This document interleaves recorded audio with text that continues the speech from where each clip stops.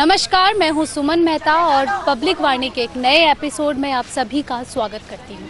12 जून को हमारे देश में सभी जगहों पर बाल मजदूरी दिवस मनाया गया, लेकिन इसे हम अपना दुर्भाग्य कहें या फिर हम लोगों के लिए बहुत ही शर्मनाक बात है कि इस वक्त हमारे देश में जहां पर एक तरफ हम लोग एक नई दुनिया में कदम रख रहे हैं, हर दिन साइंस कुछ नया कर रहा है, राजनीति के क्षेत्र में हर दिन कुछ नया हो रहा है, साइंस के क्षेत्र में हर दिन कुछ नया हो रहा है, हमारा देश दूसरे देशों के साथ नई नई संधियां कर रहा है।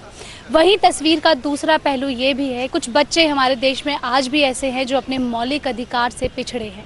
वजह है हमारे देश के जो कानून के प्रावधान है उसके कमज़ोर होने का, क्या वजह है आर्थिक रूप से उनके पिछड़े होने का, या फिर वजह हो सकती है घर की जो उनकी माली हालत है वो इतनी कमज़ोर है कि मजबूरन उन्हें रोड में आकर अपने घर वालों का भरण पोषण करना पड़ रहा है। उस उम्र में, जिस उम्र में उनके मौलिक अधिकार है, उनको शिक्षा लेना, मौलिक अधिकार के साथ साथ खेलना कूदना, जब ये उम्र उनकी होती है तब वो रोडों की खाक छानते हैं, सुबह से शाम तक अलग अलग जगहों पर सामान बेचते हैं और कोशिश करते हैं अपने घर का निर्वाह करने की। शिक्षा पाना तो दूर की बात, कई बार तो ऐसी कंडीशन आ जाती है कि शिक्षा लेते लेते बच्चे को अपनी ये पढ़ाई छोड़नी पड़ती है। बच्चों के साथ सिर्फ बाल मजदूरी ही नहीं, उनकी तस्करी भी की जाती है। जो शारीरिक उत्पीड़न है उसके भी काफ़ी केस हमारे देश में इस वक्त सामने आ रहे हैं। तो चलिए चलते हैं पब्लिक वाणी में, लोगों से जानते हैं कि क्या वजह है हमारे देश में जो बाल मजदूरी है वो अभी भी ज्यों की त्यों है, और साथ ही बात करते हैं इंडिया गेट में कुछ ऐसे बच्चों से जो यहाँ पर मजदूरी करते हैं और जानते हैं उनसे कि क्या वजह है पढ़ने लिखने की उम्र में वो यहाँ पर मजदूरी करते हैं और अपने घर का भरण पोषण करने के लिए क्यों मजबूर हो गए हैं। इस वक्त मेरे साथ बहुत ही छोटी सी बच्ची केलंता है, चलिए इनसे जानते हैं कि ये यहाँ पर क्या काम करती हैं और कब से यहाँ पर इंडिया गेट पर हैं। आप क्या करती हैं? ये ब्रेसलेट बनाते हैं और मेहंदी लगाते हैं। कब से यहाँ पर ये सब काम करते हो और मम्मी पापा लोग कहाँ हैं? यहाँ ये उधर बैठे हैं। वो भी यही काम करते हैं? यस। अच्छा, दिन भर में कितना कमा लेते हो यहाँ पर? 100-200 रुपये कमा लेते हैं। और सुबह कितने बजे आ जाते हो? अभी आए हैं 10 बजे। इस वक्त मेरे साथ नगमा है जो यहाँ की लेडीज है, उन्हें मेहंदी लगा रही है। इनका डेली का पेशा यही है, ये यहाँ पर आती हैं, लोगों के पास जाती हैं और उन्हें मेहंदी लगाने के लिए बोलती हैं। नगमा ने इनके हाथ में बहुत ही प्यारी अरेबियन मेहंदी लगाई है। चलिए नगमा से ही जानते हैं कि ये मेहंदी लगानी उन्होंने कहाँ से सीखी और कब से वो इस इंडिया गेट में आ रही है। नगमा, कब से आप मेहंदी लगाते हो? बचपन से। क्यों, पापा काम नहीं करते घर? पापा नहीं। 8 साल की नगमा को शायद ये अभी तक पता भी नहीं है कि वो किस बड़े काम को अपने कंधों में लिए इस इंडिया गेट में घूम रही है। बाल मजदूरी सच में हम लोगों के लिए हमारे देश के लिए एक बहुत बड़ा अभिशाप है। अक्सर अपने आते जाते हम जब साथ में दोस्तों के या फिर जब डिबेट का टाइम आता है तो हम घंटों इस बाल मजदूरी में डिस्कस करते हैं, आपस में बातें करते हैं कि सरकार ये है, सरकार ने वो किया, कानून के प्रावधान अच्छे नहीं हैं। लेकिन जब हमारे सामने कोई बच्चा बाल मजदूरी करता है या फिर जब हम उसे बाल मजदूरी करते हुए देखते हैं तो अनजाने में ही सही हम अपनी आंखें मूंद लेते हैं, ये बिना सोचे समझे कि उसका भविष्य कहाँ जा रहा है और हमें उसके लिए क्या करना चाहिए। नगमा से बात करने के बाद जब मैं आगे की तरफ पे आ रही थी तो मेरी नजर पड़ी नरेंद्र जी पर, जिनके साथ काफी बच्चे हैं जो इंडिया गेट में, मेरे ख्याल से गर्मियों की छुट्टी पड़ी है तो बच्चों को अपने साथ यहाँ पर घुमाने लेकर आए हैं। चलिए इन्हीं से जानते हैं बाल मजदूरी के बारे में ये कितना जानते हैं, उसके कानून के बारे में ये कितना जानते हैं। हमारे यहाँ देश में जो है लेबर लॉ काफ़ी अच्छे स्ट्रिक्ट बनाए गए हैं, लेकिन उनका फॉलो नहीं होता है। क्योंकि हम देखते हैं, आए दिन देखते हैं, हम इंडिया गेट पर भी जाते हैं, चिड़ियाघर में भी देखने जाते हैं, उधर हुमायूं टॉम्ब वगैरह भी अब देखने जाते हैं, और भी मतलब जो यहाँ लाल किला है, कुतुब मीनार है, हम देखने के लिए जाते हैं। तो वहाँ पे छोटे छोटे बच्चे जो हैं कोई चीज़ें बेच रहे होते हैं, जैसे कि कुरकुरे बेच रहे होते हैं, आइसक्रीम बेच रहे होते हैं। तो इससे लगता है कि बच्चे उनको घर की नीड्स काफ़ी है उन बच्चों की। लेकिन हमारे राजनेता कहते रहते हैं कि बाल मजदूरी ख़त्म करनी है, बाल मजदूरी ख़त्म होगी। कैसे होगी? मुझे लगता नहीं कि इस हिसाब से ख़त्म होगी। इनको चाहिए कि ऐसा सख्त कानून बनाए और कम से कम उन परिवारों को रोज़गार दे जिनके बच्चे इस तरह से काम करते हैं। बाल मजदूरी को ख़त्म करने के लिए एक विशेष जो पहला कदम उन परिवारों को जो है कम से कम रोजगार देना चाहिए मेरे हिसाब से।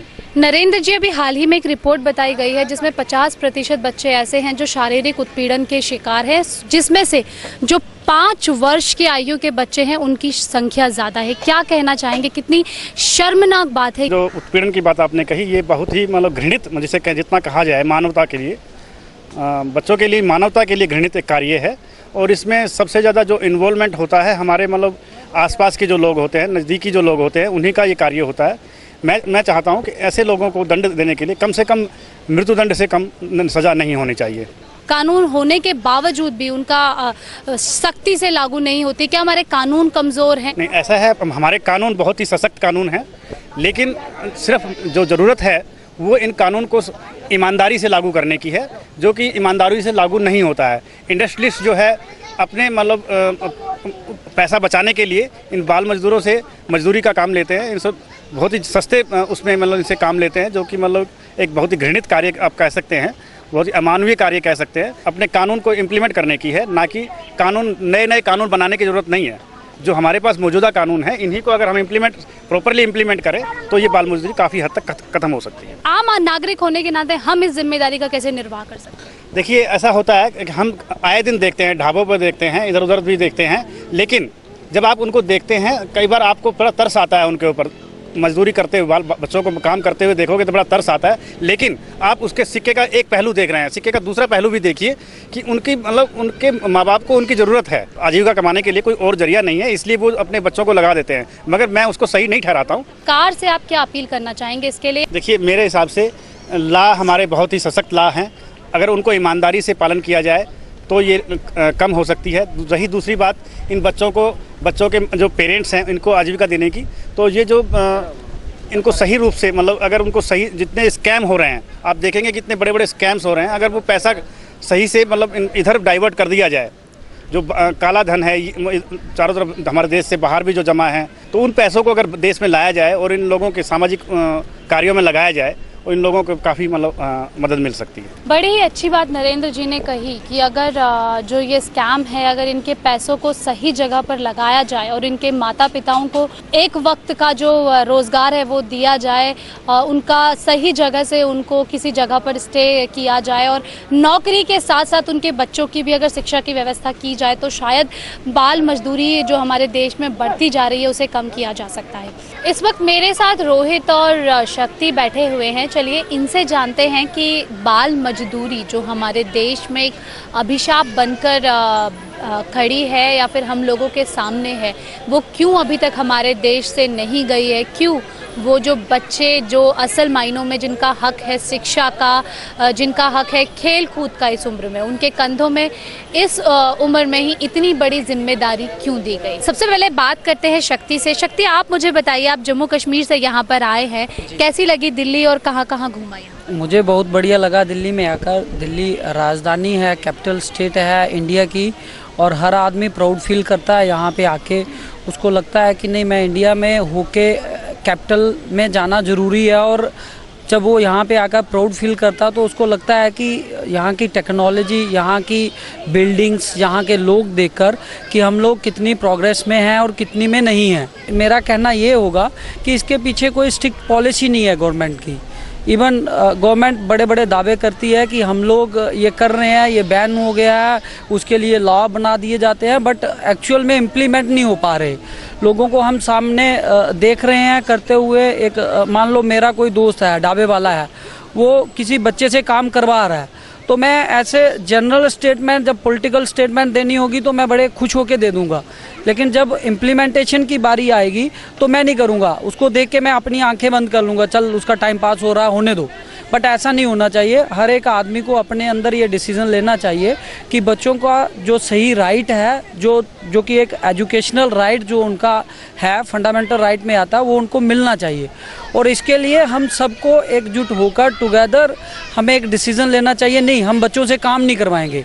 अगर किसी बच्चे के माँ बाप भी हमें अप्रोच करते हैं कि ये हमारे बच्चे को अपने पास रखिए और इसको 2,000-4,000 की तनख्वाह दीजिए, सैलरी दीजिए, तो हमें वो मना करना चाहिए, मुझे ये लगता है।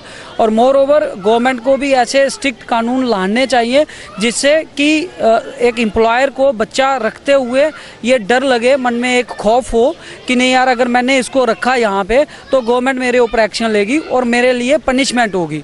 और इसके लिए मैं समझता हूँ कि जितनी ज़्यादा पनिशमेंट की प्रावधान हो वो ज़्यादा बेटर रहेगा। हमें ये ज़रूर रोकना चाहिए। बहुत सारे केसेस ऐसे हैं, बट उस केस में माँ बाप का भी योगदान होता है, इतने एजुकेटेड नहीं होते हैं, बट वो लोग सोचते हैं कि अब बच्चा पैदा कर लिया हमने तो 3, 4, 5, 7 साल का हो गया तो अब ये हमारे काम आएगा। बट वो ये नहीं सोचते कि अगर यही बच्चे की सही ग्रूमिंग हो, इसको सही पढ़ाई मिले, वो कितनी आगे बढ़ सकता है और उनका कितना नाम ऊँचा कर सकता है, वो इस चीज़ को नहीं देखते। वो सिर्फ ये चीज़ देखते हैं कि 200-300 रुपया हमें मिल रहा है, हमारी रोजी रोटी चल रही है, या शाम को अपना दारू चल रहा है, खाना चल रहा है, बस उसी के कारण बच्चों के ऊपर एक्सप्लॉइट हो रहा है, बच्चों को एक्सप्लॉइट किया जा रहा है। तो इस एक्सप्लॉइटेशन को हमें रोकना होगा। हम सबको इसके लिए सामने आना होगा, मुझे आना होगा, आपको आना होगा, और मेरे जैसे कई जो यूथ लोग हैं उन सबको सामने आकर ये इस चीज़ का विरोध करना होगा। और बच्चों के लिए एक गवर्नमेंट अपने लेवल पे, अल्टीमेटली एक सरकार ही है जो लोगों के बारे में सोच सकती है, उनको एक मिनिमम बेसिक्स, कुछ स्कीम्स, कुछ ऐसे प्रोग्राम बनाने चाहिए जिसके एंड पे बच्चों को एक्सप्लॉयटेशन के में ना डाला जाए। जब आप कभी कहीं बच्चों को देखते हैं बाल मजदूरी करते हुए तो क्या मन में ख्याल आता है? बच्चों को, मैम आपके पहले प्रश्न का उत्तर देना चाहूँगा। बच्चों को जब भी बाल मजदूरी करते हुए मैं देखता हूँ तो मेरे अंदर एक करंट सा दौड़ जाता है। मुझे लगता है कि ये बहुत गलत हो रहा है, जो कि हमारे देश में नहीं होना चाहिए। और जहाँ तक आप रियासत जम्मू कश्मीर की बात करते हैं, ये छुटपुट घटनाएं सारे हिंदुस्तान में फैली हुई हैं, इंक्लूडिंग JNK आल्सो। पर उसमें जहाँ तक देखा जाए, JNK के जो मूल निवासी हैं, बेसिक वहाँ के रेजिडेंट जो रहने वाले हैं, वो लोग थोड़ा कम हैं, लेकिन बाहर से आने वाले लोग जो माइग्रेंट होके वहाँ से आते हैं, जैसे बिहार से लोग आ रहे हैं, यूपी से लोग आ रहे हैं, झारखंड से लोग आ रहे हैं, तो ये लोग सारे आकर वो छोटा मोटा व्यवसाय कर रहे हैं। पर इतना नहीं है जितना मैंने दिल्ली में देखा है। दिल्ली जबकि राजधानी है, यहाँ पे उम्मीद कर सकता आदमी कि जो सारी चीज़ें बाहर सराउंडिंग में लोगों को रियासत में पता नहीं होंगी, तो दिल्ली में पता होनी चाहिए। से पहले यही सोच रहा था, मैं देख रहा हूँ छोटे छोटे बच्चे यहाँ पे, कोई पानी बेच रहा है, कोई बेलपूड़ी बेच रहा है, कोई चने बेच रहा है, जबकि इनको होना कहीं और चाहिए। इनका ये जो टाइम है, ये टाइम इनका पढ़ाई का है, ज़िंदगी को समझने का है। मैं सबसे पहले मैसेज लोगों को ये देना चाहूँगा, जो लोग एम्प्लॉयर हैं, जो लोगों को रोज़गार देते हैं, वो कम से कम इस चीज़ को ध्यान में रखें कि अगर आपने किसी बच्चे को हायर कर भी लिया, उसको नौकरी दे भी दी है अपने पास, तो साथ में उसकी पढ़ाई का प्रावधान भी ज़रूर रखें। उसका कुछ ऐसा टाइमिंग फिक्स करें कि वो पढ़ाई के समय पढ़ाई कर सके और काम के समय आपके काम में हाथ भी बढ़ा सके। और दूसरा, उसकी जितना उसका राइट बनता है, जितना वो काम करता है, उसके अकॉर्डिंग उसको पे भी किया जाए। शक्ति ने बड़ी अच्छी बात बोली है कि जो अधिकार, जो मौलिक अधिकार बच्चों के हैं, वो अधिकार उनको मिलना चाहिए। जिस उम्र, जो उम्र शिक्षा की होती है, खेल कूद की होती है, अगर उस उम्र में बच्चे के कंधे में हम भार डाल देंगे जिम्मेदारी का या फिर घर चलाने का, तो शायद बच्चे का जो जीवन है, पूरा जीवन अंधकार में भटकेगा। साथ ही शिक्षा और अपने मौलिक अधिकार से वो इतना दूर चला जाएगा जिसकी कल्पना तक हम लोग नहीं कर सकते। बाल मजदूरी की ये है कि जो उनके पेरेंट्स हैं वो ठीक तरीके से बिहेवियर नहीं है, या उनके जो रिस्पॉन्सिबिलिटी होती है पेरेंट की, वो ठीक तरीके से दे नहीं पा रहे हैं, इसलिए जो बाल मजदूरी बढ़ते जा रही है। तो कहने का मतलब ये है कि यार, अगर उनके पेरेंट अच्छे तरीके से उन्हें पढ़ाएं लिखाएं तो ये बाल मजदूरी नहीं रहेगी। अगर वो जो पेरेंट्स हैं वो ठीक तरीके से नहीं होंगे या अच्छे पढ़े लिखे नहीं होंगे तो वो आगे जा नहीं सकेंगे ना। उनको पता नहीं होगा कि यार हमारे जो बच्चे हैं वो किस तरीके से, किस स्टेज पे जाने चाहिए, किस स्टेज पे नहीं जाने चाहिए। जहाँ तक हमारा ये सवाल है कि मतलब की जाती है, पता भी है, कानून भी लागू है, कहने का मतलब ये है कि यार ये सब थोड़ा बहुत, मैं कहता हूँ कि पैसों का भी थोड़ा बहुत है कि मजबूरी होती है कि किनों की यार ये चीज़ की जाती है, या अपने आप अच्छे तरीके से खाने पीने से भी बोलता है यार, भूखे रहने से यही है कि अच्छा काम थोड़ा किया जाए, गलत काम तो ठीक रहे। वो अपनी मजबूरी के कारण किया जाता है। मैं तो मैडम इन लोगों से यही कहना चाहता हूँ कि यार जो भी अच्छे घरों के लड़के हैं, जितने भी अच्छे लड़के, वो ज़्यादा से ज़्यादा जो गरीब बच्चों की मदद किए जाए। उनके हालांकि अपने घर में उनको काम काज के लिए नहीं रखना चाहिए, हालांकि उनको पढ़ने के लिए कहीं सरकारी या प्राइवेट स्कूल जहाँ भी बोलेंगे वहाँ पे डाल दिया जाए कि ताकि वो आगे जाके कुछ कर पाएँ।